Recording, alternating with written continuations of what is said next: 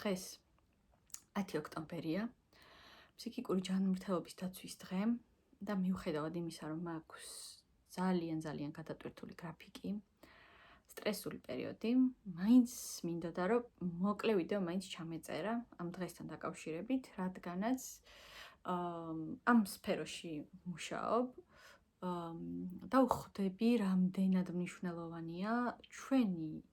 ყველას ცხოვრებაში ფსიქიკური ჯანმრთელობა და რამდენად მნიშვნელოვანია, რომ ყურადღება მივაქციოთ მანამდე, სანამ ისეთი პროცესები დაიძვრება, რომ მერე უკვე ძალიან რთულია ხოლმე უკან დაბრუნება ჩვენი ფსიქიკური ჯანმრთელობის და აღდგენა იმ ფსიქიკური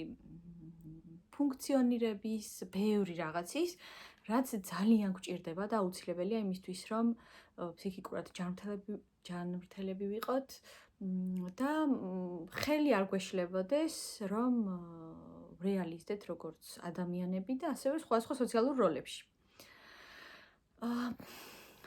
დავიწყებ იქიდან, რომ ვფიქრობ, რომ მნიშვნელოვანია, რომ თუ ყოველდღე არა, რაღაც პერიოდულობით მაინც გვახსოვდეს და ვეცადოთ, რომ ჩვენს ფსიქიკურ ჯანმრთელობაზე ვიზრუნოთ. ერთ-ერთი მთავარი ამბავი ფსიქიკურ ჯანმრთელობაზე ზრუნვაში არის ემოციებთან მიმართებით. ჩვენ ემოციებთან მიმართებით როგორი დამოკიდებულება გვაქვს. რამდენად, იმიტომ რომ ძალიან ხშირად ფსიქიკური პრობლემები წავდება ხოლმე მაშინ, როდესაც ერთ-ერთ ვარიანტს ვამბობ. ყოველთვის ესე არ არის, გამოწვევების ეს ყოველთვის შეიძლება რომ ეს არ იყოს, მაგრამ ერთ-ერთი ვარიანტი არის ის, რომ ჩვენ არ ვცხოვრობთ ცნობიერად, ესე რომ ვთქვათ, ჩვენს ემოციებს არ ვაქცევთ ყურადღებას, რაღაცა უკმაყოფილებებს, სტრესებს, ის რომ რაღაცაზე გავბრაზდით, ის რომ რაღაც ურთიერთობები არ მოგწონს, ის რომ რაღაც სამსახური არ მოგწონს, ან ვერ ხვდებით, აი თუნდა წავიდეთ, არ ვაქცევთ ყურადღებას და ვალავთ სადღაც, ესე ვთქვათ, შენახული გვაქვს და მე ეს როცა ძალიან ბევრი დაგროვდება, ერთიანად დაგვატყდება ხოლმე თავზე და ძალიან სამწუხაროდ და ჩემი დაკვირვებით ხშირად უკვე ფსიქიკური ჯანმრთელობის სპეციალისტების ჩართულობა ხდება მაშინ, როდესაც ადამიანი იმ მდგომარეობამდე არის მისული, რომ რაღაცა დიაგნოზში არის უკვე ჩამოყალიბებული არის როგორც დიაგნოზი და ძალიან მწვავე მდგომარეობა. ამიტომ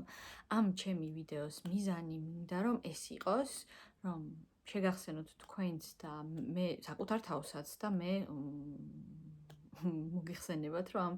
სფეროში რადგან ვმუშაობ, ეს ჩემი ყოველდღიურობა არის თითქმის, რომ ჯერ ერთი რომ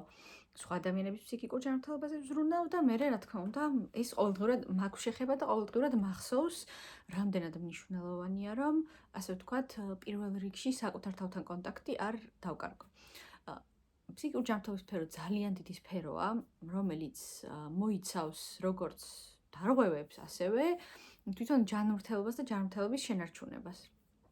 და ვფიქრობ, რომ დროსთან ერთად ის ადამიანები, ვინც ამ სფეროში ვიქნებით, ერთ-ერთი მნიშვნელოვანი ნაწილი, რაც უნდა გავაძლიეროთ და განვავითაროთ და ცნობიერება გავაფართოოთ, არის ფსიქიკურ ჯანმრთელობაზე ზრუნვა. რომ რა ინფორმაცია გვჭირდება იმისთვის, რომ ვიცოდეთ, რას მივაქციოთ ყურადღება და როგორ მივხვდეთ, რომ რაღაც კონკრეტულ სიტუაციებს ვუმკლავდებით ჩვენ თვითონ თუ გვჭირდება დახმარება. მახსოვს, რომ უნივერსიტეტში მაგისტრატურაზე როცა ვსწავლობდი, იქ ერთ-ერთი საგნის, ესე ვთქვათ, პატარა დავალება იყო, სადაც უნდა მოგვეფიქრებინა საპრევენციო ღონისძიებები ფსიქიკური ჯანმრთელობის მიმართულებით და მე მოვიფიქრე ესეთი რაღაც, რომ აი რაღაც ჯანმრთელობის ირგვლივ საგანი რო იყოს მეთქი სკოლაში, სადაც ფსიქიკური ჯანმრთელობა შევა და ჩემმა ლექტორმა თქვა, რომ ესეთი საგანიო არსებობსო უკეო რა, სხვა ქვეყნებშიო. ანუ ჩემზე ვიღაცა მოიფიქრა და ძალიან უბრალოდ სხვანაირად ვერ მოვიფიქრე, როგორი ფორმულირება შეიძლება გქონოდა ისეთ ინფორმაციას, რომელიც ფართო მასშტაბებზე უნდა გავიდეს და განსაკუთრებით მოზარდებს, უკვე ზედა ასაკში სტუდენტებს ყველას ჩემი აზრით დაჭირდება და გამოადგება, იმიტომ რომ არავინ არ ვართ დაზღვეული, რომ ფსიქიკურ ჯანმრთელობა ჩვენს ფსიქიკურ ჯანმრთელობას რამე პრობლემა შეექმნას, არც ერთ ასაკში, არც ერთ,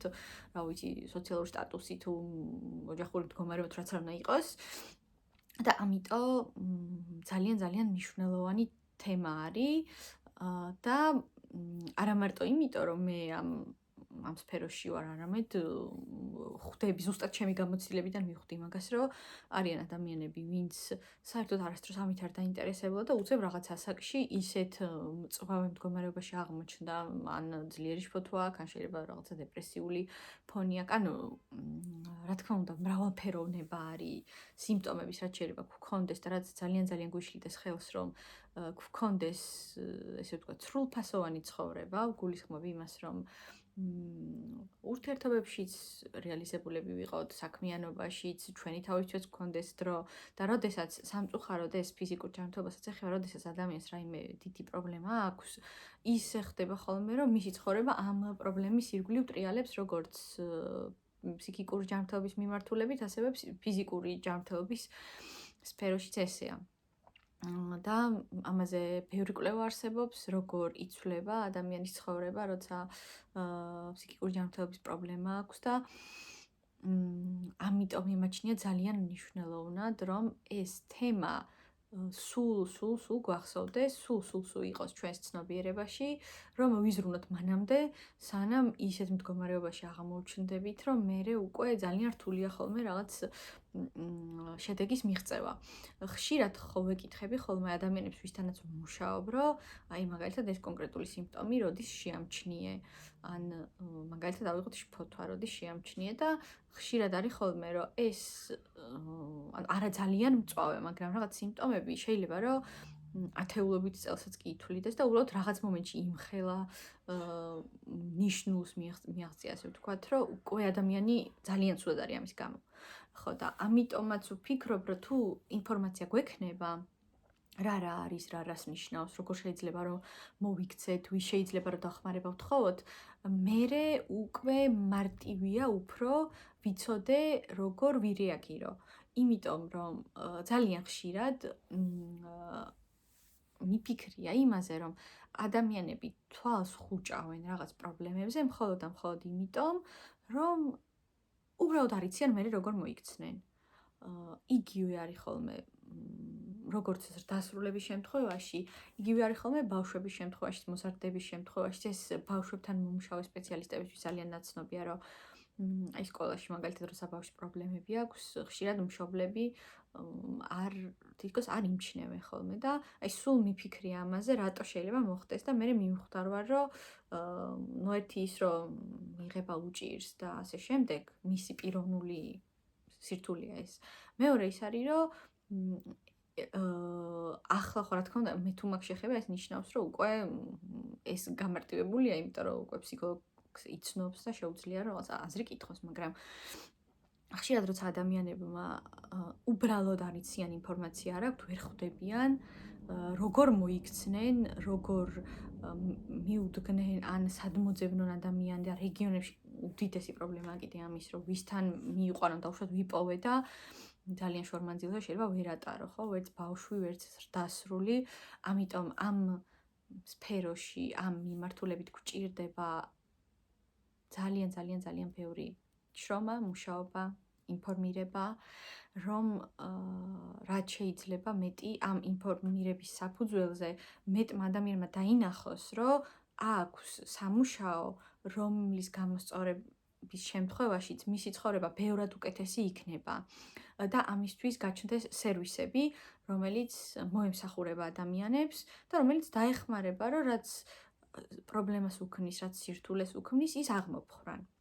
სწორედ ამას ემსახურება ასეთი დღეები, აი თუნდაც დღევანდელი დღე, რომ სულ გვახსოვდეს წელიწადში ერთხელ მაინც გავიხსენოთ და წელიწადში ერთი დღე მაინც გავიხსენოთ, რომ ჩვენი კეთილდღეობის ერთ-ერთი ძალიან მნიშვნელოვანი ნაწილი არის ფსიქიკური ჯანმრთელობა და ის რომ ფსიქიკურ ჯანმრთელობაზე ზრუნვა ძალიან მნიშვნელოვანია. ახლა დაგემშვიდობებით მომავალ ვიდეომდე, სადაც ასევე ვეცდები, რომ ისეთი საკითხები წამოვწიო, რომელიც ფსიქიკურ ჯანმრთელობას, ფსიქოთერაპიას ეხება და რომელიც მგონია, რომ სხვებისთვისაც იქნება საინტერესო და სასარგებლო. იქამდე კი აუცილებლად გამოიწერეთ ჩემი არხი და დამიწერეთ კომენტარები, კითხვები, თქვენი მოსაზრებები, რაც კიდევ უფრო მარტივს გახდის თქვენთან კომუნიკაციის პროცესს.